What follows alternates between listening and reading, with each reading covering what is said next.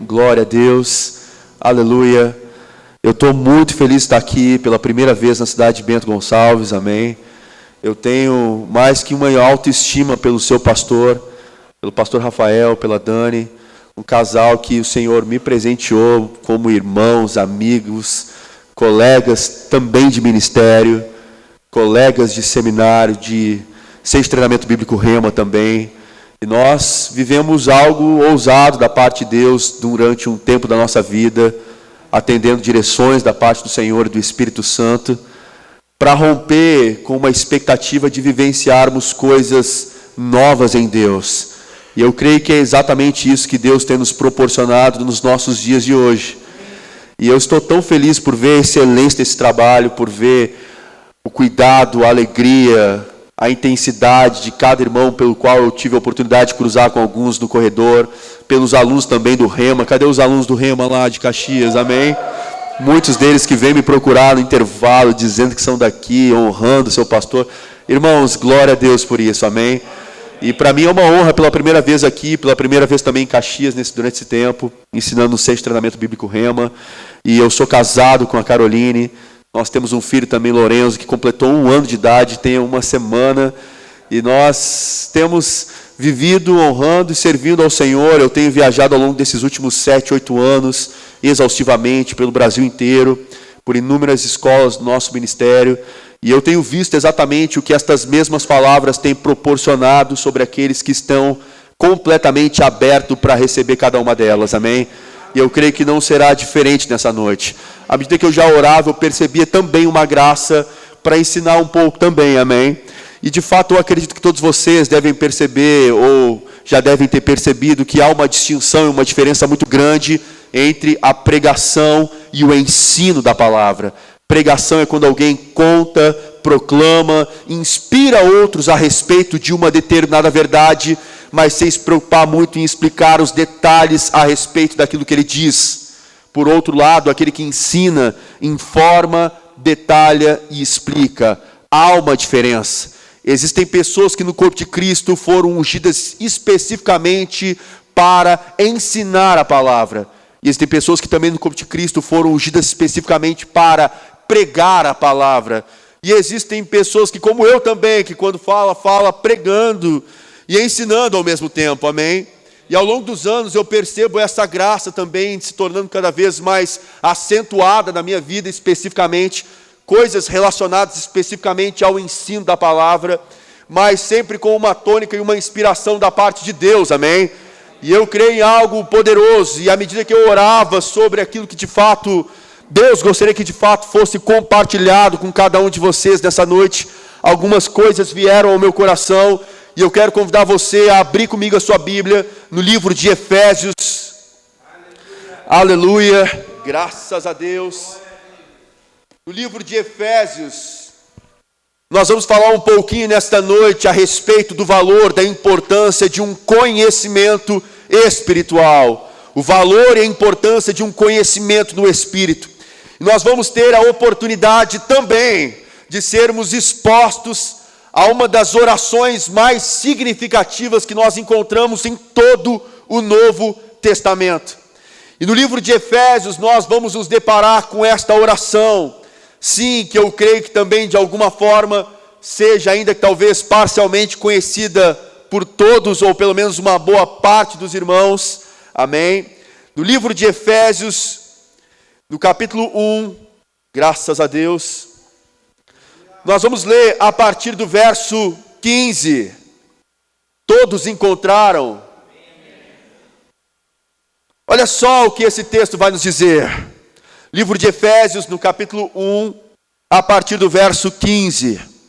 O apóstolo Paulo, dizendo à igreja em Éfeso, ele fala exatamente o seguinte, ele diz: por isso, também eu, tendo ouvido a fé que há entre vós no nosso Senhor Jesus, e o amor para com todos os santos, não cesso de dar graças por vós, fazendo menção de vós nas minhas orações, para que o Deus de nosso Senhor Jesus Cristo, o Pai da glória, vos conceda espírito de sabedoria e de revelação no pleno conhecimento dele. Diga, no pleno conhecimento dele.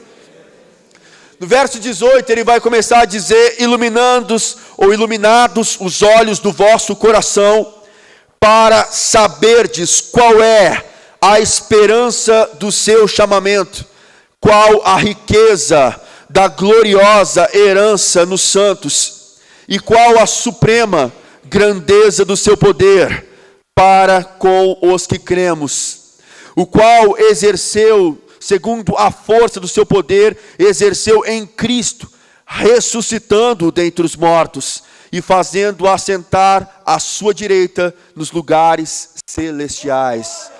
Diga glória a Deus. Graças a Deus.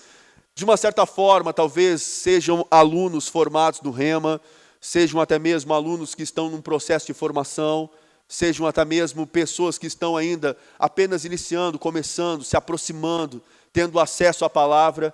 Eu acredito que talvez, possivelmente, em algum momento você tenha se deparado com algum ministro que por aqui passou, ou até mesmo pelos pastores, amém, fazendo referência a algumas destas palavras e estas orações.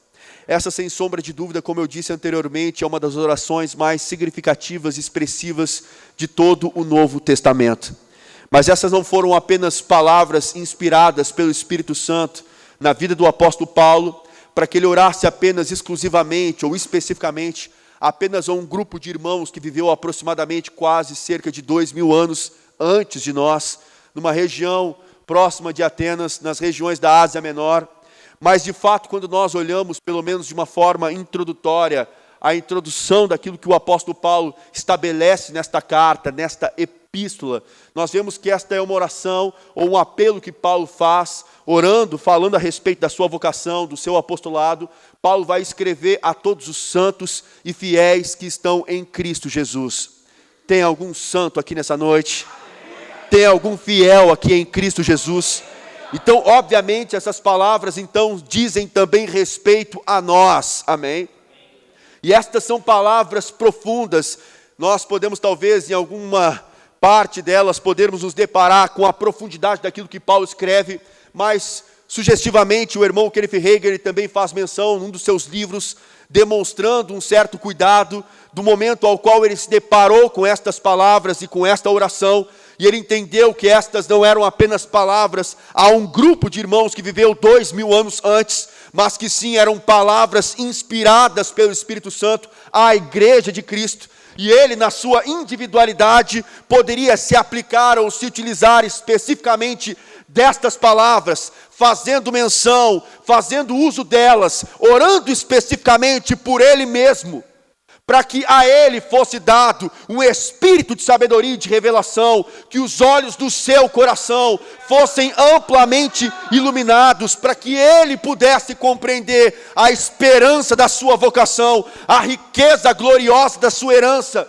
e esta sobreexcelente grandeza de poder que está sobre nós, aqueles que cremos. Surpreendentemente, ele compartilha dizendo que ele obteve mais luz e revelação da palavra de Deus em 6 meses do que em 16 anos como cristão e 14 anos no ministério.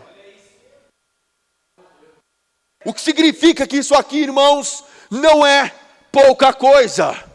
Não foram apenas conjuntos de letras poéticas, traduzida ou expressa nesta epístola para preencher os espaços vazios ou algo do gênero, não.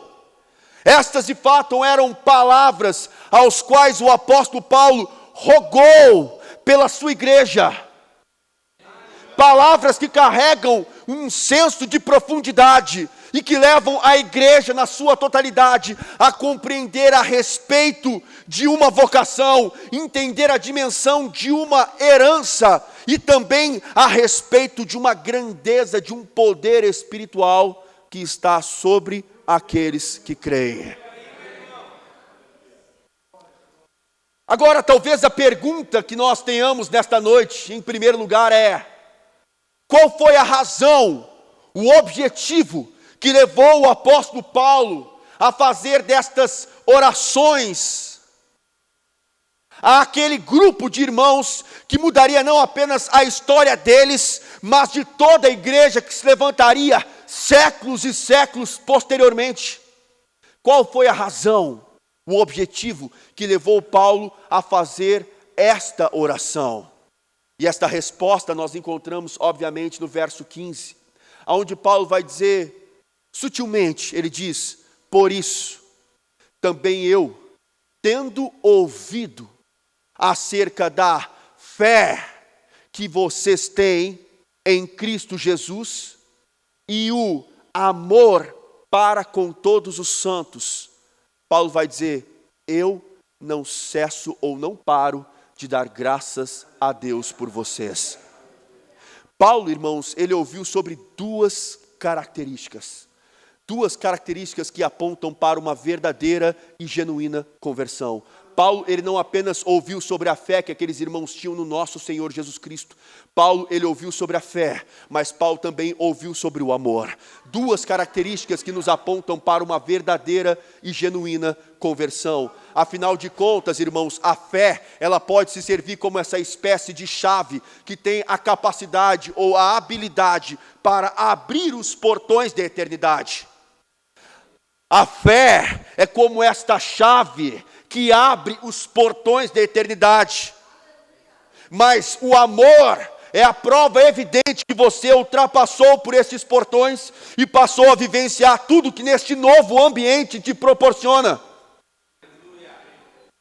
Paulo, ele não apenas ouviu sobre a fé, e de fato, se nós olharmos biblicamente em todo o Novo Testamento, irmãos, a fé, ela nunca foi dada como uma espécie de ferramenta para ser utilizada de forma apenas singular, específica, isoladamente, não. A fé em todo o Novo Testamento, ela é convocada a atuar debaixo de um espírito chamado de amor.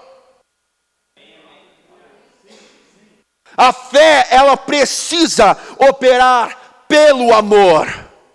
Afinal de contas, o amor é aquilo que testifica a respeito da sua fé. O amor é aquilo que credencia. O amor é aquilo que autentica. O amor é aquilo que testemunha a respeito da sua fé. Fé isoladamente pode ser apenas a presunção de muitos. Quem está aqui comigo? E Paulo, quando ele se depara com esta parte da epístola, nós vemos Paulo tendo tomado conhecimento a respeito da fé que aqueles irmãos tinham no nosso Senhor Jesus Cristo. Mas ele também, quando ele faz menção a respeito do amor que eles já estavam manifestando para com todos os irmãos, Paulo então diz: pronto, eu não paro de dar graças a Deus por vocês. Sabe que quando nós olhamos para isso, nós vimos que de fato a fé, ela precisa operar assim por intermédio do amor. Deus, ele é amor. O amor, ele procede de Deus. E todo aquele que ama é nascido de Deus e conhece a Deus. Eu quero que você abra lá rapidamente comigo nesse texto, que está no livro de 1 João. Aleluia. 1 João, no capítulo 4. Graças a Deus. 1 João, no capítulo 4.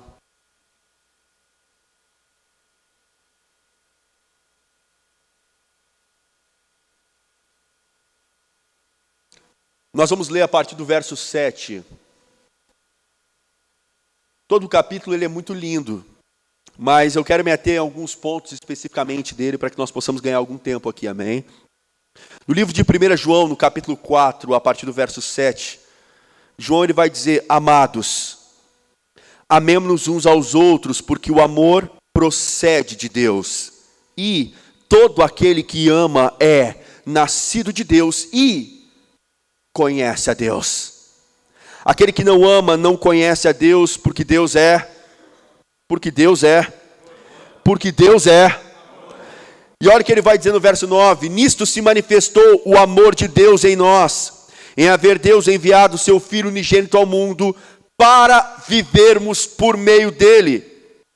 E ele vai dizer no verso 10: nisto consiste o amor, não em que nós tenhamos amado a Deus, mas que Ele nos amou e enviou o seu Filho como a propiciação ou satisfação pelos nossos pecados. Agora pula lá para o verso 18 rapidamente. No verso 18 ele vai dizer: no amor não existe medo, antes o perfeito amor lança fora o medo. Ora, o medo produz tormento. Logo, aquele que teme não é aperfeiçoado ou amadurecido no amor. E no verso 19 ele diz: nós amamos porque Ele nos amou. Agora, olha para cá por um instante. Quando nós nos deparamos com esta parte da epístola de João, ele nos dá uma nota significativa aqui. Ele diz: amados, diga, está falando comigo. Amados, amemo-nos uns aos outros, porque este amor procede de Deus. E todo aquele que ama é de fato, verdadeiramente, nascido de Deus e, com uma ressalva, conhece a Deus. Aquele que não ama, não conhece a Deus, porque Deus é, em estado, caráter e natureza, amor. Ele vai dizer, nesse contexto, ele vai dizer: amados, Deus, Ele manifestou este amor para conosco, pelo fato de Cristo ter morrido por nós, ou ter sido enviado como a propiciação, o perdão de todos os nossos pecados. E quando ele chega nesse verso 18, ele vai dizer que no amor não existe medo.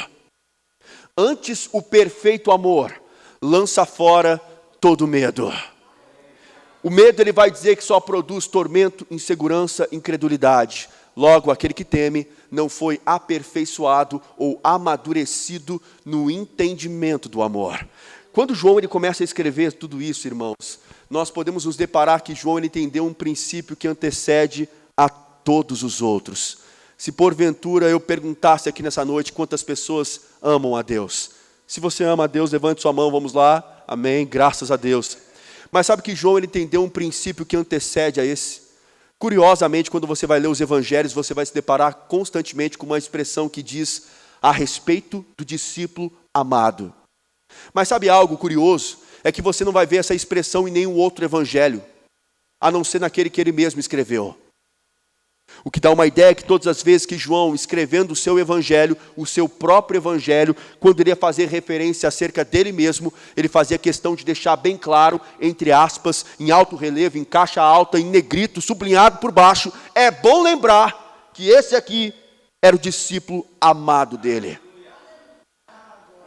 Você não vai ver essa expressão em nenhum outro evangelho, a não ser naquele que ele mesmo escreveu. O que nos dá uma ideia que João entendeu um princípio que antecede a todos os outros. Muito antes de nós nos reunirmos numa noite de frio como essa, num domingo à noite, para levantarmos as nossas mãos e dizermos que nós amamos a Deus, antes disso, nós precisamos entender que nós somos aqueles que fomos amados por Ele.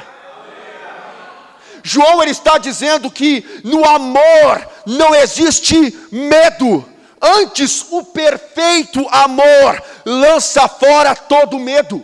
O medo, irmãos, ele só produz tormento. O medo só produz insegurança. O medo só produz incredulidade. Logo, aquele que teme ou anda em medo, em insegurança, não foi aperfeiçoado ou amadurecido no entendimento do amor de Deus para com Ele. Ou seja, quanto mais eu entendo que eu sou aquele que sou amado de Deus, menos haverá lugar para o medo na minha vida.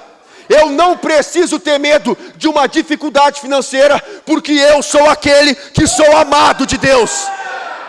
Eu não preciso ter medo de uma enfermidade física, porque eu sou aquele que sou amado de Deus.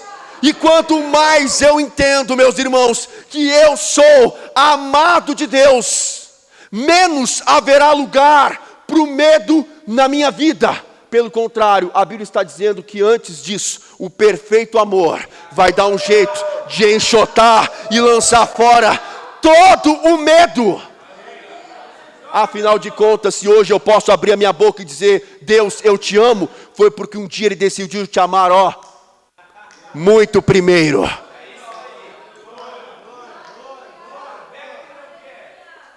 Agora, sabe o que é mais lindo nessa história?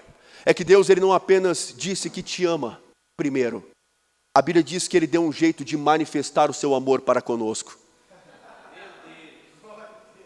Como, professor? Pelo fato de Cristo ter morrido por nós, sendo nós ainda, quando nós éramos pecadores. Deus, ele deu um jeito de manifestar o seu amor para conosco, pelo fato de ter enviado o seu Filho unigênito ao mundo, para vivermos por meio dele.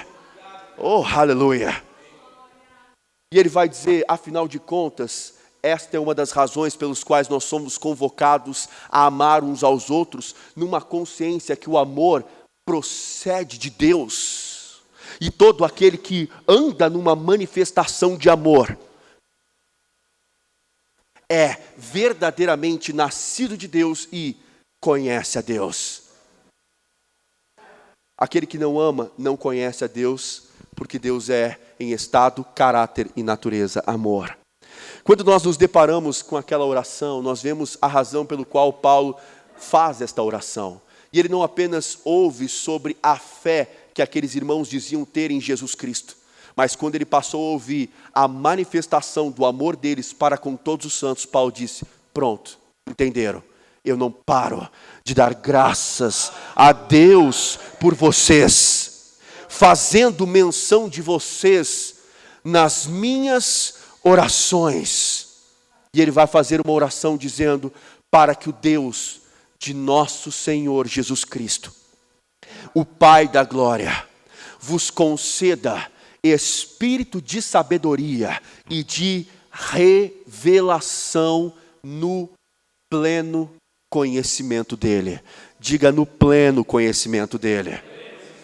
Agora, antes de nós falarmos sobre exatamente o que é este espírito de sabedoria e de revelação, que Paulo faz menção aqui nesta oração, Paulo, ele está rogando para que nós de fato tivéssemos um conhecimento completo, absoluto.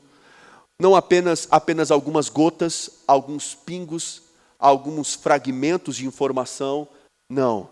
Paulo, ele estava rogando para que nós pudéssemos receber um pleno conhecimento dele. Agora, diferente do que algumas pessoas poderiam pensar, meus irmãos, Paulo, ele não estava fazendo referência a um conhecimento intelectual.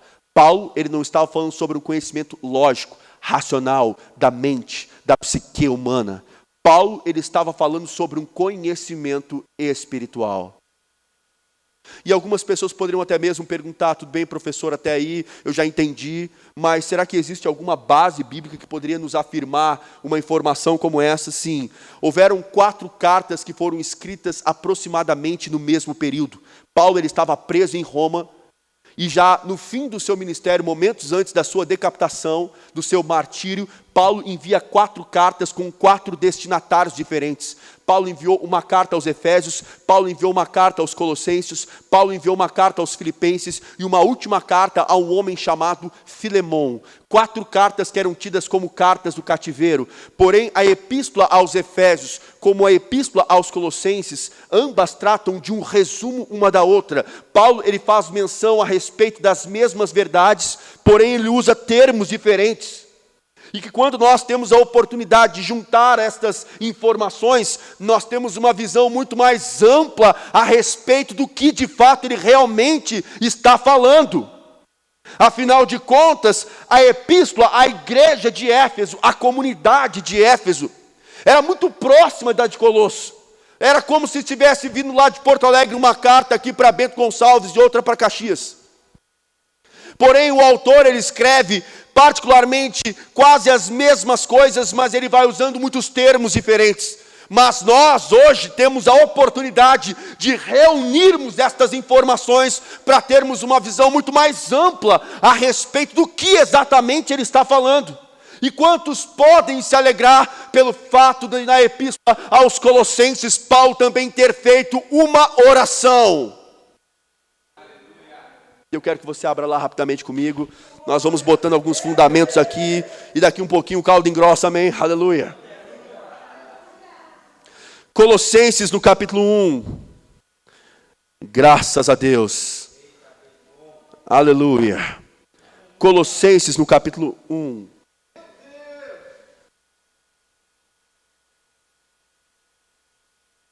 Colossenses capítulo 1.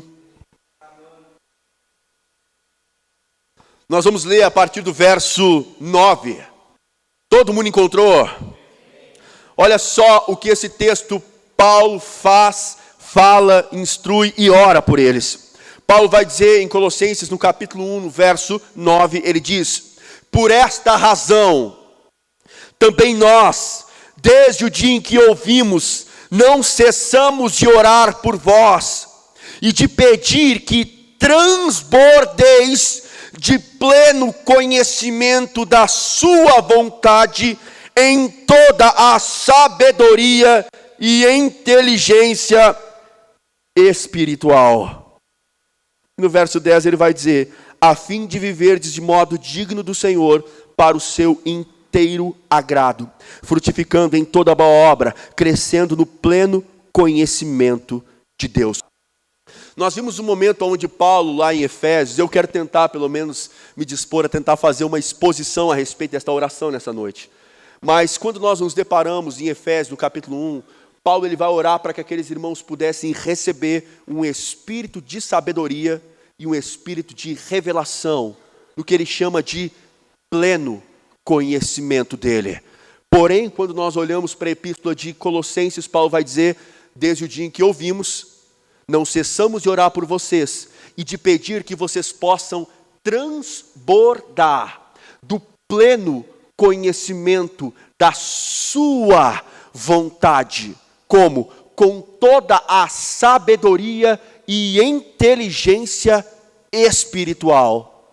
O que me dá uma ideia que Paulo em nenhum momento teve por uma pretensão apenas que aquelas pessoas tivessem alguns pingos de informação, alguns poucos fragmentos de informação a respeito da vontade de Deus para a vida deles, mas pelo contrário, o objetivo que Paulo estava orando era que eles não tivessem apenas uma meia taça de conhecimento ou de informação acerca de uma vontade divina para a vida deles, mas o objetivo era que de fato eles pudessem transbordar do pleno conhecimento da vontade de Deus, com toda uma sabedoria e uma inteligência espiritual.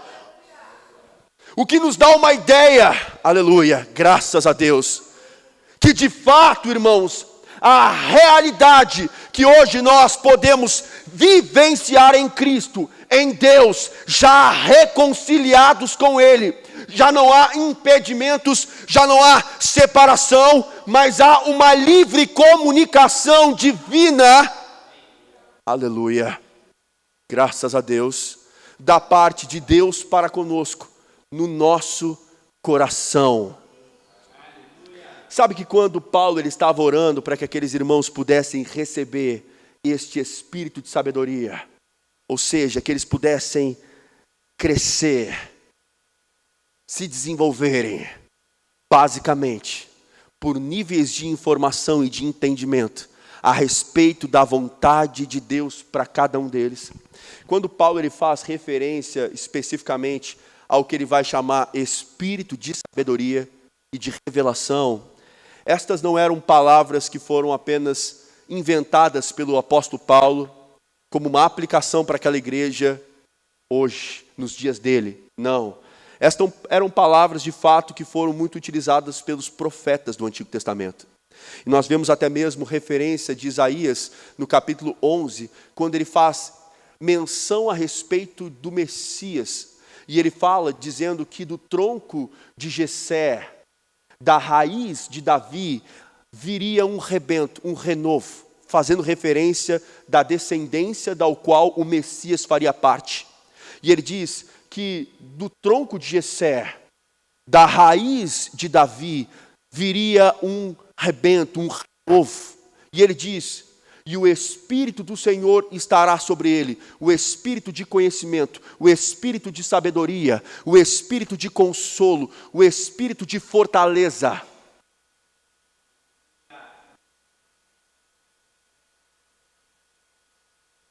O Espírito do Senhor estará sobre ele. E quando ele faz menção a estas palavras, Espírito de sabedoria, Espírito de revelação, Espírito de conhecimento, Espírito de conselho, uma aplicação especificamente à atuação do Espírito Santo sobre a vida ministerial de Jesus Cristo durante os dias da sua carne. Aleluia. Paulo, ele também se apropria destas mesmas palavras com respeito à igreja.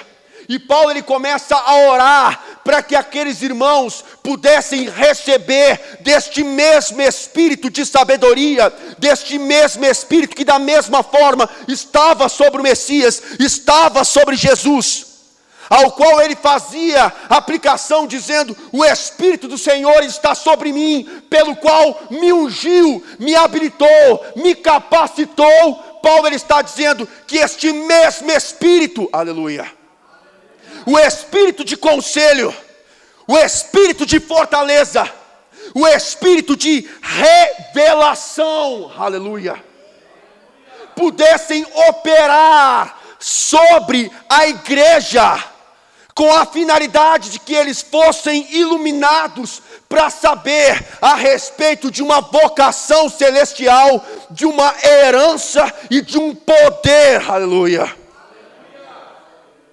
A palavra revelação aqui, irmãos, significa um descortinar dos conselhos eternos de Deus em Cristo, para restaurar ao homem a comunhão com o eterno. Essa é a essência e a substância da verdade, segundo a verdade está em Jesus, amém? Ou seja, a revelação significa um abrir de cortinas. Quando nós olhamos até mesmo para o Evangelho de João, João, ele vai dizer que nunca ninguém jamais viu a Deus, mas ele diz que o Filho unigênito que estava no seio do Pai, foi este quem o fez revelar. Foi ele quem deu um jeito de abrir as cortinas da eternidade e mostrar exatamente a cara do seu Pai, o que ele pensa, o que ele age, como ele se move. E Paulo, ele estava rogando para que de fato aquela igreja pudesse receber este abrir de cortinas, aleluia, a respeito exato da vontade divina. E ele vai demonstrar com a intenção que aqueles irmãos pudessem transbordar de um pleno conhecimento da vontade de Deus, com toda uma sabedoria e uma inteligência espiritual. Aleluia. Sabe que nesta oração, Paulo, ele usa expressões que eu não sei você, mas eu nasci no ambiente cristão. Eu fui consagrado na primeira igreja batista de Porto Alegre. Durante toda a minha vida eu vivi como um filho de crente, mas foi aos 18 anos de idade que eu verdadeiramente nasci de novo. E dias depois, quando eu estava indo para um cursinho pré-vestibular com alguns cadernos debaixo do meu braço, eu fui completamente cheio do Espírito Santo, passei a falar em outras línguas no ambiente onde nunca ninguém me ensinou muito sobre esse assunto. E eu comecei a ler o Novo Testamento exaustivamente. E eu tinha um certo fascínio pelas epístolas de Paulo em especial. E quando eu me deparava com estas cartas e eu lia o que Paulo escrevia, eu sempre pensava das duas uma: ou esse homem ele é muito espiritual, ou eu sou muito leigo, porque eu não entendo nada do que ele diz. Espírito de sabedoria, de revelação, no pleno conhecimento dele, iluminados os olhos do coração, a fim de que eles pudessem saber a esperança de uma verdadeira vocação, a riqueza gloriosa de uma herança, a sobreexcelente grandeza de um poder. Eu não sei você, mas eu li isso aqui, eu lia de novo, eu relia, e eu pensava sempre das duas uma: ou esse homem é realmente muito espiritual, ou eu sou muito leigo, porque eu não entendo nada do que ele diz. E eu preciso realmente confessar aos irmãos que eu fiquei com a segunda opção, Eu realmente era muito leigo. Porque Paulo nunca teve a pretensão, meus irmãos, ou a finalidade de escrever coisas tão espirituais ao ponto que ninguém pudesse entender o que ele dizia. Pelo contrário, Paulo estava escrevendo a uma igreja, a mais precisamente a pessoas que estavam recém-nascendo de novo. Paulo ouve sobre fé e sobre o amor, e ele diz: eu não vou parar de agradecer a Deus por vocês, e eu vou passar a fazer menção de vocês nas minhas orações, para que o Deus de nosso Senhor Jesus Cristo, o Pai da glória, conceda a vocês um espírito de sabedoria, um espírito de revelação, que sejam abertas as cortinas do seu entendimento, para que você compreenda a vontade dEle, e não apenas tenha a informação parcial dela, mas que você possa transbordar de um pleno conhecimento da sua vontade, com toda uma sabedoria e uma inteligência espiritual. Paulo, ele chega ao ponto nesta oração de dizer: iluminados os olhos do vosso coração. E eu sei que algumas traduções podem carregar a expressão entendimento, mas a melhor palavra aqui é coração, que é a palavra grega cardias, mesma palavra utilizada hoje na medicina brasileira para cardiologia. E Paulo, ele está falando sobre a iluminação dos olhos do coração. Calma que a gente vai chegar lá, amém? Algumas pessoas poderiam perguntar: mas espera aí, o meu coração, ele tem olhos? É bom nós lembrarmos que toda vez que o Novo Testamento faz menção ao coração, é a mesma coisa que ele está fazendo referência ao espírito humano. Paulo vai dizer que o judeu verdadeiro não era aquele que o era exteriormente. Circuncisão verdadeira não era aquela que era da carne. Judeu verdadeiro era aquele que o era interiormente. E circuncisão verdadeira, aquela que era do coração, a saber, no espírito. Ou seja, quando o Novo Testamento faz referência a respeito do coração, é a mesma coisa que ele fazer uma aplicação ao espírito humano. Amém, gente? Amém. Ou seja, Paulo, ele está dizendo: iluminados os olhos do vosso coração. Ou seja, assim como os meus olhos naturais são para o meu corpo, assim também os olhos do meu coração são para as questões espirituais. Assim como os meus olhos, eu posso me movimentar, me orientar, me conduzir, me direcionar num ambiente como esse, sem qualquer possibilidade de tropeço ou queda. Paulo, ele está fazendo referência à iluminação dos olhos do coração. Paulo, ele não está falando simplesmente sobre um ver de forma objetiva, mas Paulo está falando sobre um perceber, sobre um distinguir, sobre um avaliar, sobre um discernir. Afinal de contas, irmãos, é bom nós entendermos que o nosso coração hoje já não está de qualquer jeito. Eu quero que você abra comigo a sua Bíblia em 1 Coríntios, no capítulo 2, graças a Deus. 1 Coríntios, no capítulo 2.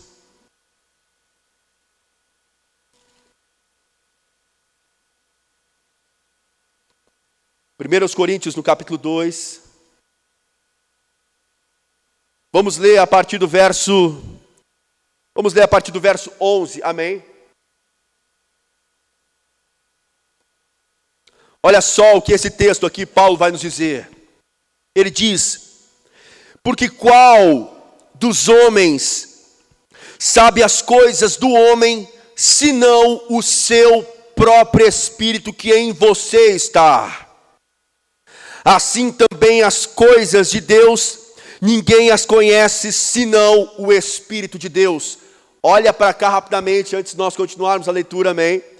Perceba o que Paulo está tentando dizer aqui. Ele diz: quem é que sabe as coisas do homem, senão o seu próprio Espírito que em você está? E é bom nós lembrarmos que Paulo está escrevendo a uma igreja, amém? Nascida de novo. Afinal de contas, de fato, nós vemos e podemos saber claramente que antigamente, ou na velha aliança, haviam aplicações e palavras divinas sobre a realidade do coração humano. Mas Deus, ao longo de toda a história, Ele vinha transmitindo e declarando o seu interesse em ver uma mudança literal no quadro dessa história. Deus, Ele estava dizendo no Antigo Testamento, dizendo que dar-vos-ei coração novo, porém dentro de vós espírito novo. Tirarei de vós o coração de pedra, colocarei um coração de carne maleável. Não bastante, ele diz, porém dentro de vós o meu próprio espírito. E então, como uma consequência disso, ele diz, farei com que andeis nos meus estatutos, observeis os meus juízos e os guardeis. Nós vemos no Antigo Testamento Deus dizendo, eu vou mudar a realidade profunda e espiritual dos homens.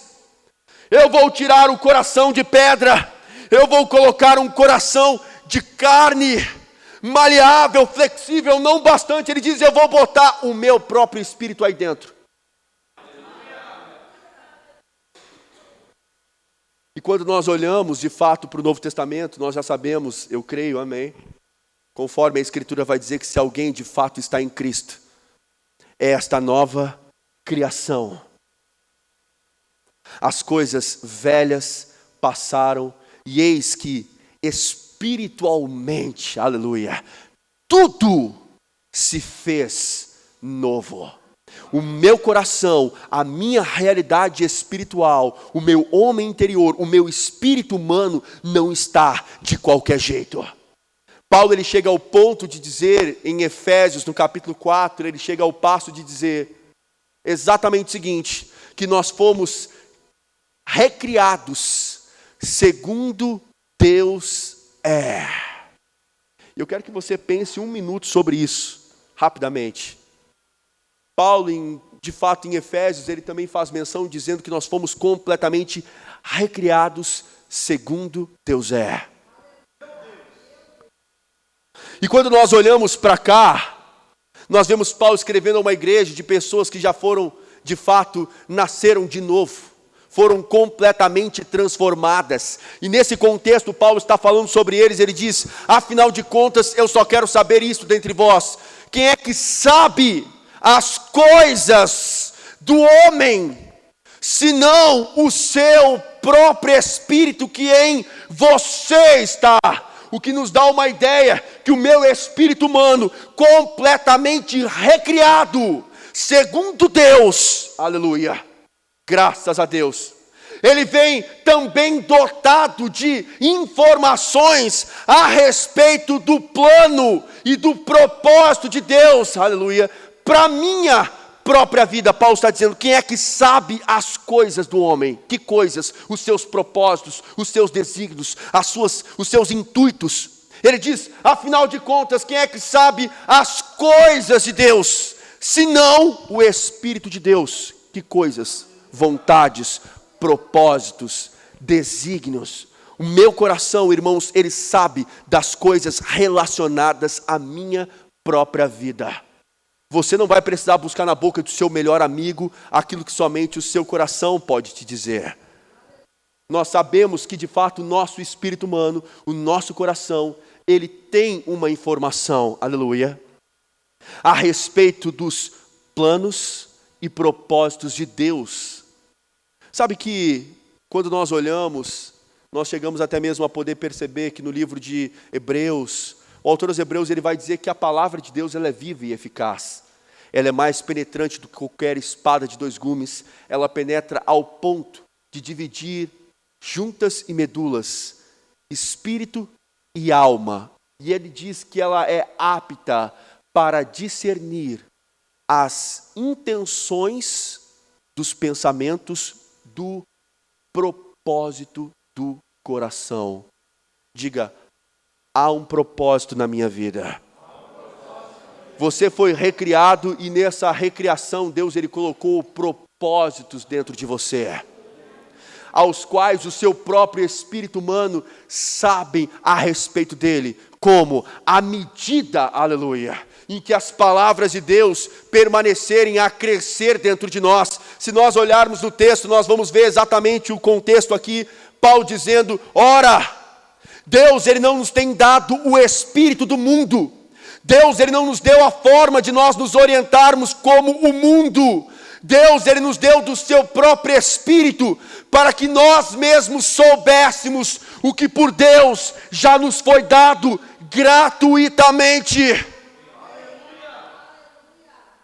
Se nós olharmos para cá e formos honestos, nós vemos que o texto bíblico está nos descrevendo, irmãos, que Deus ele deu um jeito de nos dar do seu próprio espírito, para que você mesmo soubesse o que por ele te foi dado gratuitamente.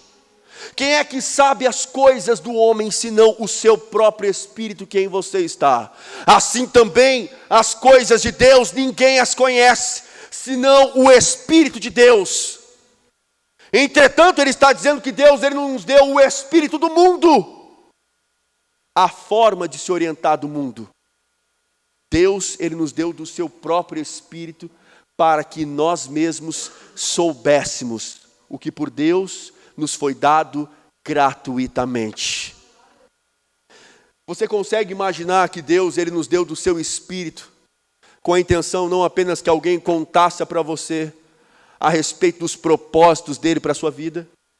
Quantos aqui conseguem também parar para perceber ou imaginar uma igreja aos quais nos dias apostólicos, era uma igreja que corria carreiras, ia para lugares das mais variados de todo o mundo da sua época, sem ter uma página ou folha de escritura.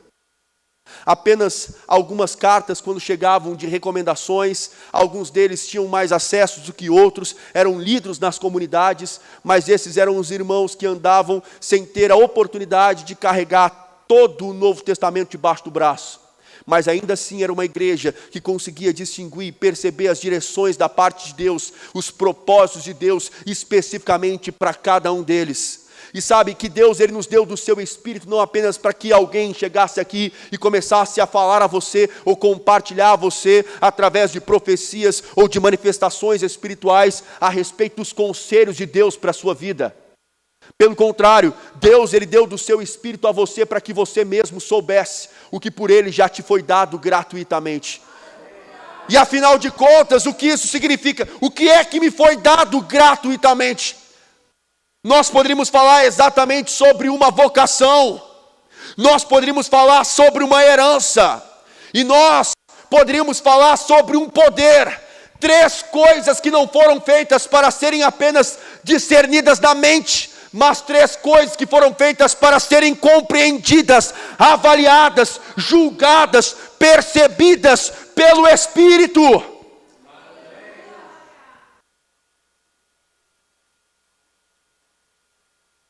A nossa realidade já não é mais a mesma. Jesus ele fazia menção aos seus discípulos sobre a necessidade dele partir. É necessário que eu vá, porque se eu não for, o Consolador não virá para vós outros.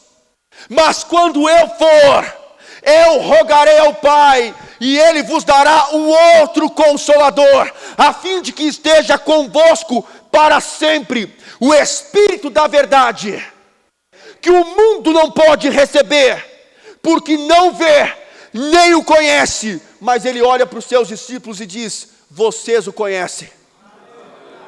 Por quê? Porque Ele habita conosco.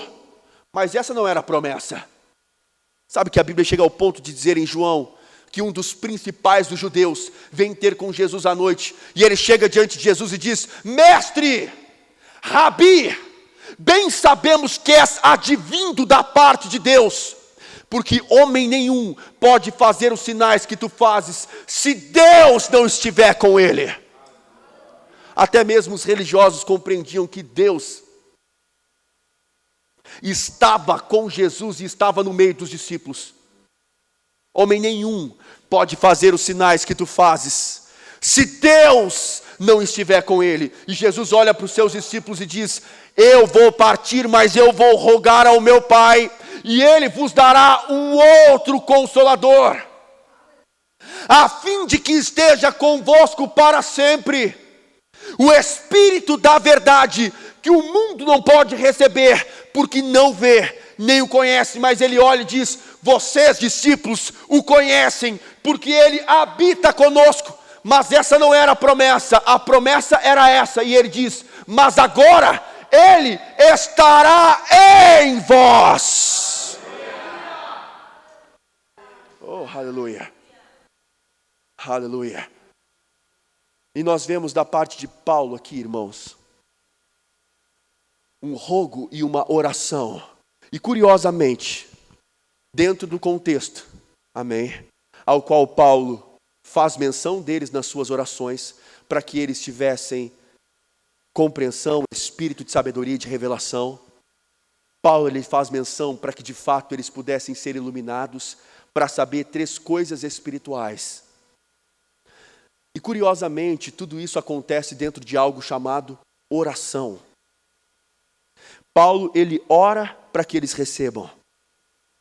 E de fato, é nesta oração ao qual, entre eles poderiam crescer e compreender a respeito de coisas espirituais, incluindo uma vocação, incluindo um chamado, incluindo uma herança, incluindo a sobreexcelente grandeza de um poder.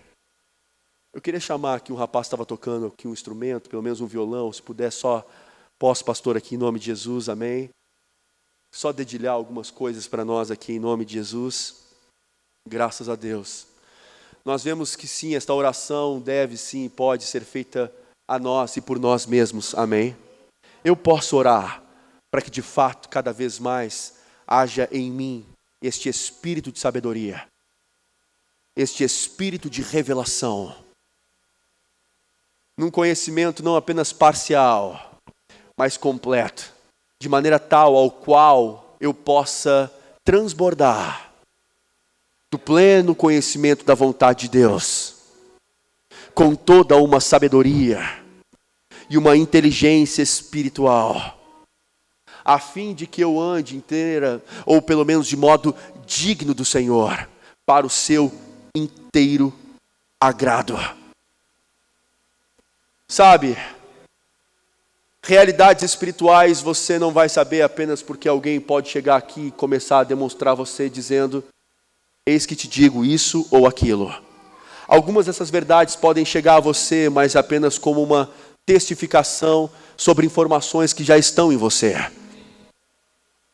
Você não vai acordar de manhã, pela manhã, e se assentar sobre a sua cama e dizer: eu acho que eu vou simplesmente optar por uma vocação e vai ser o apóstolo mesmo, e vai ser por aquele lugar ou aquele outro. Não. Mas há um momento onde essas informações começam a crescer dentro de você. Ou você acha que a gente em algum momento simplesmente levantou o dedo e escolheu o que a gente ia fazer na nossa vida espiritual, cristã, ministerial? Eu lembro exatamente do momento, irmãos, onde eu cresci com um pânico da vontade de Deus para a minha vida. E eu tinha uma impressão que talvez, possivelmente, em algum momento Ele pudesse me direcionar para algum desses lugares extremamente desérticos da terra, para uma África ou algo do tipo. Mas eu lembro que quando eu nasci de novo, eu experimentei desta verdadeira e genuína conversão, uma fonte e uma sede começou a crescer dentro de mim, incomparável a tudo ou qualquer coisa que eu já havia vivido. E eu comecei a ler a Escritura, e eu comecei a me devotar em tempos maiores de oração, para tentar entender qual era a vontade de Deus para a minha vida.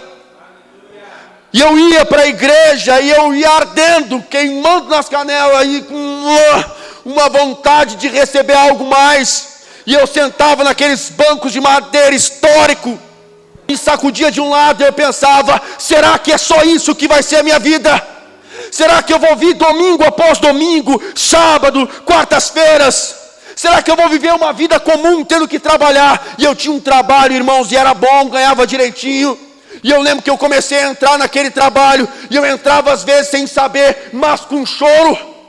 Eu tinha uma hora de intervalo, E eu corria para um banheiro podre, e eu me ajoelhava naquele banheiro e eu pensava: Deus,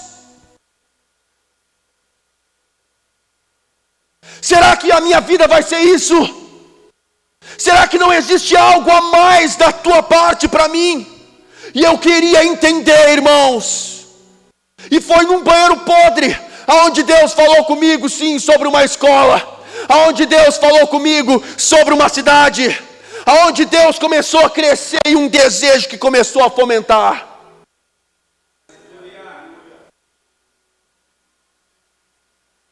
Eu tinha uma direção da parte de Deus, e eu sabia exatamente qual era. E eu lembro que numa madrugada com a minha mãe, quando nós sentamos, e eu comecei a olhar e calcular, e nós começamos a calcular o que eu precisaria ter para ir para um outro estado, estudar em 2 escolas, e uma delas era bem cara, deslocamento, alimentação, e eu olhava para aquele valor, e eu não tinha a menor condição de pagar aquilo. E eu olhava para aquele valor e eu dizia: uau! Mas ao mesmo tempo, por dentro de mim, irmãos, sem saber nada, eu estava tomado e persuadido de uma convicção tão profunda. E eu lembro que houve um momento onde a minha família me reuniu numa reunião familiar e me botaram sentados e olharam para mim e disseram exatamente o seguinte: Lucas, conta agora para nós o que é que tu vai fazer da tua vida. E eu falei: Deus falou ao meu coração, e eu vou para uma cidade fazer um seminário, vou fazer o centro de treinamento bíblico Rema. E aquelas pessoas olhavam para mim e diziam: muito bem, e o que é que tu vai fazer com isso? Numa igreja histórica, aonde não acontecia nada, era sempre a mesma estrutura. Eu não fazia ideia. Eu olhava para aquilo e falava assim: eu não faço a menor ideia, mas eu sei exatamente aquilo que Deus está me direcionando a fazer. E sabe, irmãos, quando eu fui para aquele lugar, e nós temos uma história muito parecida, eu e o seu pastor aqui, amém? Nós vivemos esse tempo de sonhar, de desejar, de almejar coisas a mais, de não apenas viver uma realidade de um evangelho mínimo, não apenas estar, nós queríamos coisas maiores em Deus, e nós tínhamos expectativas de sonhar e viver coisas aos quais Deus pudesse realizar através das nossas vidas. Nós chegamos naquele lugar, sim, e era desafio todo dia, irmãos.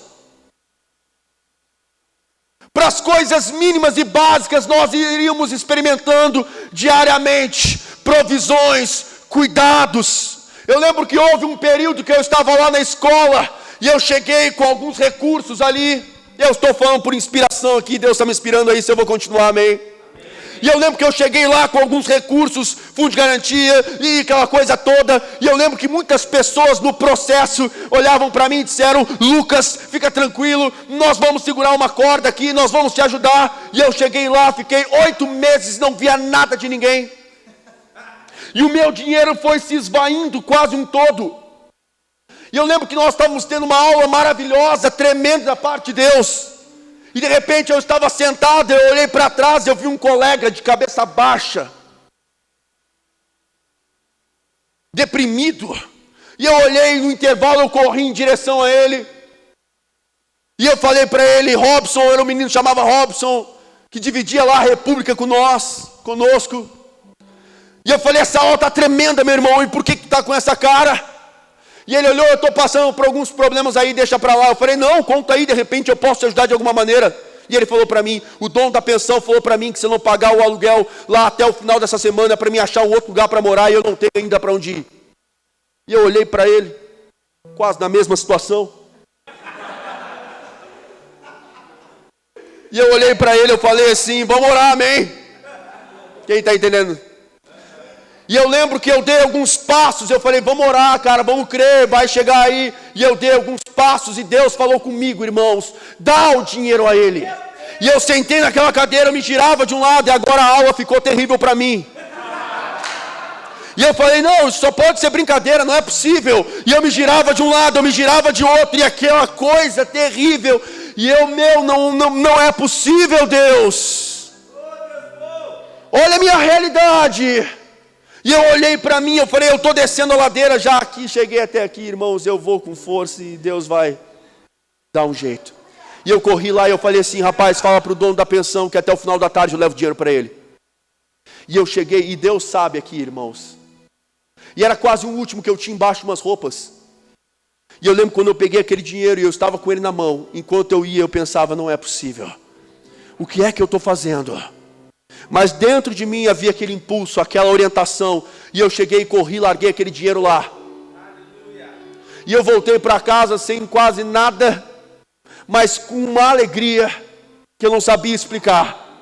E eu lembro que eu estava lá e passou alguns dias, e de repente eu recebi uma ligação lá do Rio Grande do Sul. Um casal de irmãos da nossa igreja ligaram para mim e disseram assim, Lucas, nós estamos aqui em casa orando, e Deus falou conosco, e nós vamos pagar o seu apartamento durante 2 anos aí em Belo Horizonte. Existem coisas muito maiores e muito mais profundas em Deus para nós, irmãos. Eram desafios, eu lembro que eu estava próximo da minha formatura, não tinha pago R$1 ainda, ia ministrar a palavra, e pensando, ia ser orador daquela turma, e eu, meu Deus, e agora? Não paguei nada ainda. E eu lembro que nos últimos períodos de aula, Deus, numa noite, eu lembro que nós estávamos no Rema, enquanto nós levantávamos para orar na introdução das aulas, ali naquela noite, Deus, Ele me trouxe uma visão, e eu tive momentos da minha vida onde algumas coisas assim, manifestações como essa aconteceram, e eu lembro que naquela noite, Deus, Ele me trouxe uma visão, e Ele me mostrou quando eu tinha aproximadamente 5 anos de idade, e eu tinha ganho do meu pai uma bicicleta, e o meu pai colocou rodinhas nessa bicicleta, e eu montava naquela bicicletinha, eu começava a andar sobre ela, mas passado um tempo meu pai foi lá e tirou uma daquelas rodinhas, um daqueles suportes, e eu continuei andando naquela bicicletinha meio capenga. Mas passado mais um tempo, meu pai foi lá e tirou mais um daqueles suportes, mas ainda assim ele corria comigo atrás, segurando o banco daquela bicicleta. E houve um momento onde eu estava me vendo, e eu vi aquilo tudo no Espírito, uma memória que eu nem mais sabia que eu tinha, e eu corria naquela bicicleta, e de repente eu olhei para trás, meu pai já estava quase uma quadra, um lugar muito distante, e eu num pavor, e aquele volante da bicicleta tremendo, e eu caio naquela situação. E quando eu vejo tudo aquilo no meu espírito, o Espírito Santo, Ele soprou sobre mim, Ele como palavras, e Ele dizia assim, Lucas, ainda que as pessoas tentem tirar o teu suporte, ainda que as pessoas que você confia em te abandonem, saiba de algo, eu não solto o banco da sua bicicleta.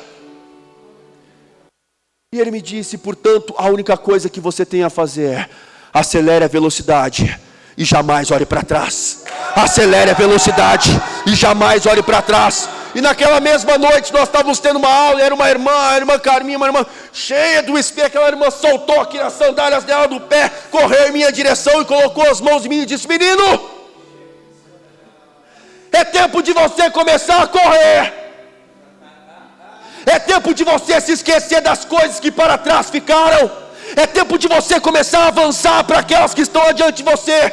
Corra, e portas, e aquela coisa tremenda. E foram 8 anos quase, de um lado para o outro, em diversos lugares, e ministrando, aleluia. Existem coisas maiores, existem intenções da parte de Deus mais intensas para a sua vida. Você pode desejar conhecê-las ou não, você pode apenas vivenciá-las aqui, dia após dia, mas saiba de algo, se você começar a abrir a sua boca e falar, Deus, o que queres de mim? Eu oro, Pai, para que me seja dado um espírito de sabedoria, um espírito de revelação, que os olhos do meu coração possam ser iluminados, para que eu mesmo saiba a esperança desta vocação,